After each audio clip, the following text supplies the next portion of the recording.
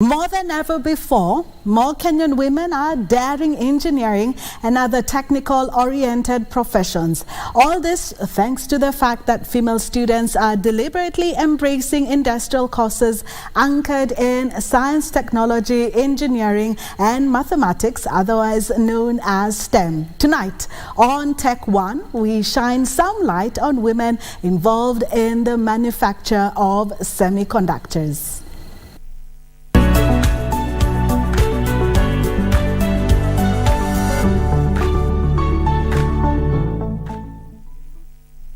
According to data from African women in science and engineering in Kenya, women make up only 7.3% of the engineering population.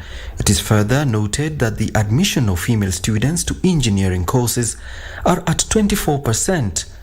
And these are the statistics that Irene Ngetich, a process engineer with a background in telecommunications and electrical engineering, is trying to change. Of course, I love doing challenging things, so that stood out for me. Ngetich, who graduated in 2019, is part of Semiconductors Technologies Limited, one of the companies in the tech sector continually seeking to find workers with the right skills at a time when it is still a challenge. Engage STEM-related education and develop it and tool it and orient it towards our specific industry, which is in the semiconductor and microchip space.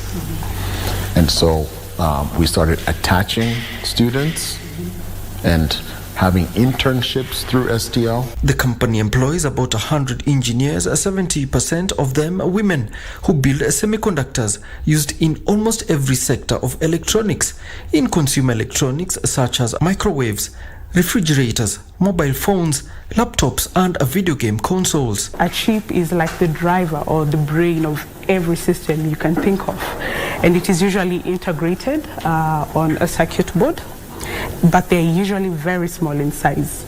I can just show you here, just a few millimeters they're inside here, yet they contain thousands of transistors. 22-year-old Lona Motori is a mechatronics engineer with 2 years experience.